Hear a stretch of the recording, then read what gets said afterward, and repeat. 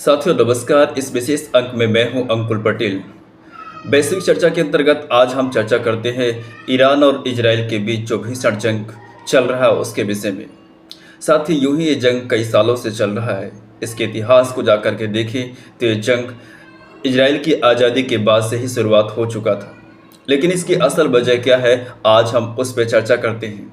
Media में जितना शोर है और ख़ास करके अभी यूएसए के साथ मिलकर के इजराइल ने जो अपना आक्रामक रुख दिखाया है और वहाँ के टॉप कमांडो, वहाँ के टॉप लीडर्स को ही मौत के घाट उतार दिया। साथ ही बात शुरू होती है 1979 से। ईरानी क्रांति, जैसे वहाँ पे इस्लामिक क्रांति के रूप में जाना जाता है।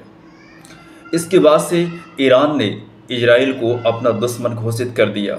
सबसे बड़ी बात यहाँ पे समझने वाली ये है कि ईरान की कोई सीधी बॉर्डर इजराइल से नहीं लगती है, लेकिन कहते हैं ना, बड़ा समझदार होने के बाद कई बार नुकसान भी उठाना पड़ता है। ईरान अपने मिटने की कहानी खुद से लिख रहा है। न्यूक्लियर कार्यक्रम।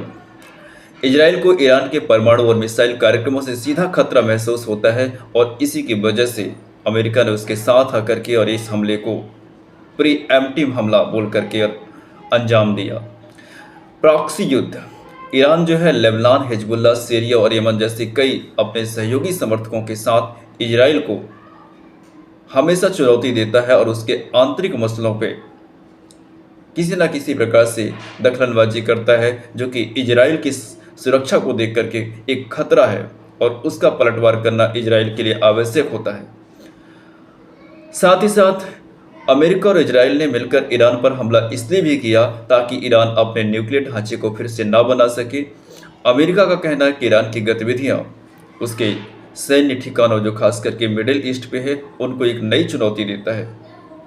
हालिया घटना फरवरी 2026 में इजराइल और अमेरिका ने ऑपरेशन एपिक फ्यूरी कर करके वहाँ के तानाशाह खामेनेई को मौत के घाट उतार दिया। अब इस घटना को हम कुछ सामान्य लफ्जों में समझने का प्रयास करते हैं। साथियों, दुनिया में जिस प्रकार से गतिविधियां, हलचलें तेज हो रही हैं और ख़ास करके संकट मंडरा रहा है, मिडिल ईस्ट को आग के हवाले जिस प्रकार से ईरान के द्वारा किया गया है, ये वाकई में एक बहुत बड़ा वैश्विक संकट है। एनर्जी और ख़ास करके पेट्रोल की सप्लाई को लेकर के जिस प्रकार से आने वाले दिनों में संकट की आशंका आ रही है, वह न केवल इन खाड़ी के देशों को बल्कि इनसे जुड़े हुए देश, खास करके हम भारत के संदर्भ में बात करें तो इसका भी एक विपरीत प्रभाव पड़ने वाला है।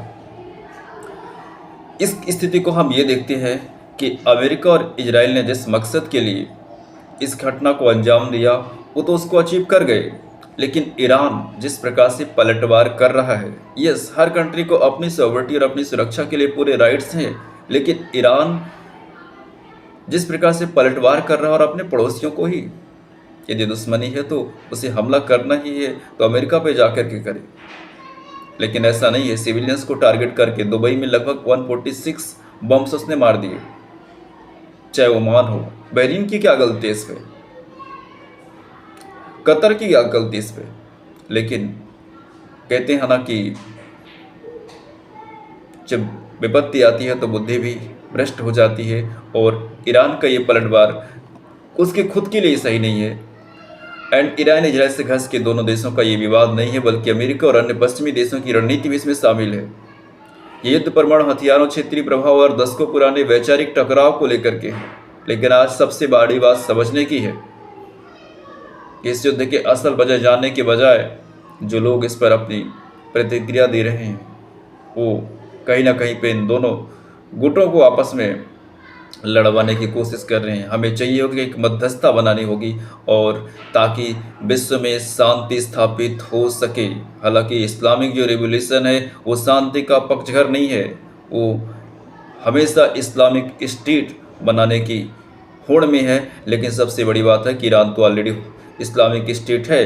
अब उसे अपने लोगों के हितों को ध्यान में रखना चाहिए, ना कि किसी और मुल्क को चैलेंज देना चाहिए या वहाँ की आंतरिक स्थितियों पर इस प्रकार से दखलंदाजी करना चाहिए जैसे उसने इजराइल के साथ किया है। क्योंकि इजराइल पहले नहीं आया ईरान हमला करने, ईरान गया था इजराइल पर सुपरसोनिक मिसाइल से हमला करने। अब उसका पलटवार जब उस पर पड़ रहा है तो वो अपने पड़ोसियों को भी नहीं छोड़ रहा है। इस अंक में बस इतना ही, मिलती है दूसरे अंक में, तब तक अपना ख्याल रखिएगा। नमस्कार।